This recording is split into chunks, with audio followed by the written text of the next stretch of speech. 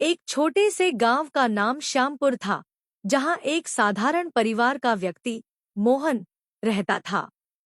मोहन बहुत ही ईमानदार और मेहनती किसान था, लेकिन पिछले कुछ वर्षों से उसके जीवन में कुछ भी ठीक नहीं चल रहा था। खेती में लगातार नुकसान, पारिवारिक समस्याएं और आर्थिक तंगी ने उसे पूरी तरह से निराश कर दिया था। उसने अपनी मेहनत में कोई कसर नहीं छोड़ी थी, लेकिन फिर भी उसे कभी सफलता नहीं मिल रही थी। वह सोचता, क्या जीवन में कभी कोई खुशियां आएंगी? क्यों मेरे जीवन में इतनी समस्याएं हैं?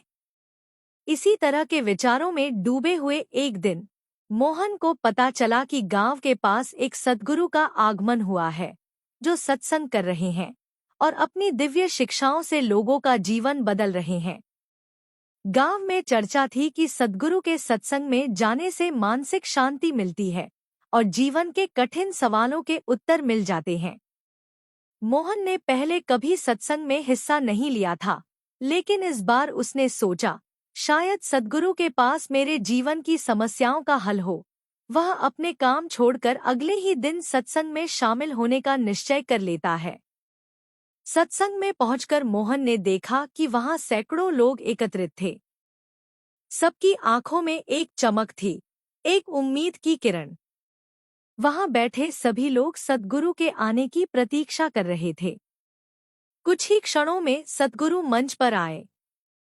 उनकी आंखों में एक गहरी शांति और चेहरे पर एक अलौकिक मुस्कान थी।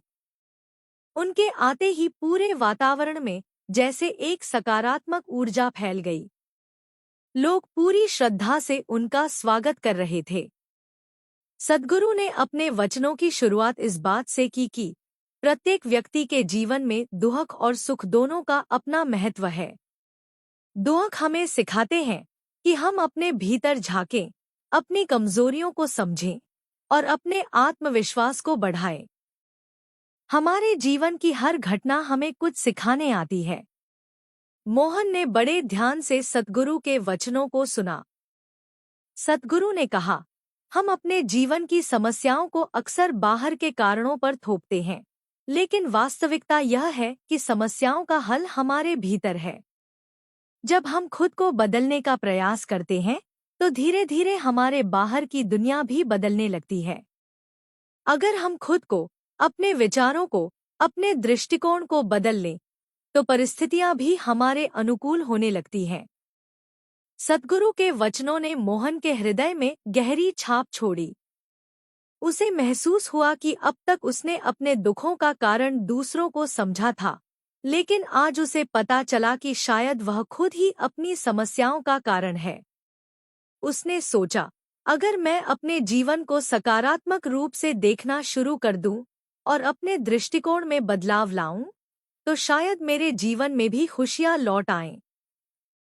सत्संग के बाद मोहन ने सोचा कि वह सद्गुरु से व्यक्तिगत रूप से मिलकर अपने जीवन के सवालों के उत्तर पूछे।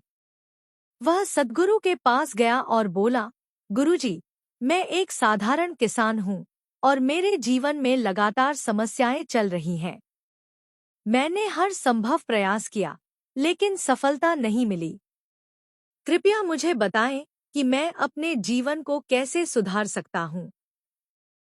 सद्गुरु ने मुस्कुराते हुए कहा, बेटा, जीवन में सफलता और सुख पाने के लिए सबसे पहले अपने मन में शांति और संतोष लाओ। जब तक हमारा मन अशांत रहेगा, हम बाहरी दुनिया में सुख की खोज करते रहेंगे, लेकिन हमें वह सुख नहीं मिलेगा। मन को शांत करने का सबसे सरल तरीका है ध्यान और आत्मचिंतन। सद्गुरु ने मोहन को ध्यान करने की विधि सिखाई और कहा, रोज कुछ समय के लिए अकेले बैठकर अपने भीतर झांकने का अभ्यास करो।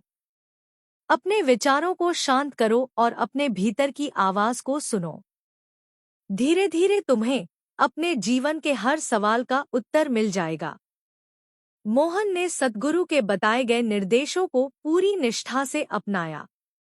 वह रोज सुबह उठकर ध्यान करने लगा और सद्गुरु के वचनों को जीवन में उतारने की कोशिश करने लगा।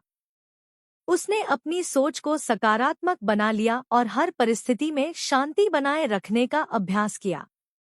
धीरे धीरे उसने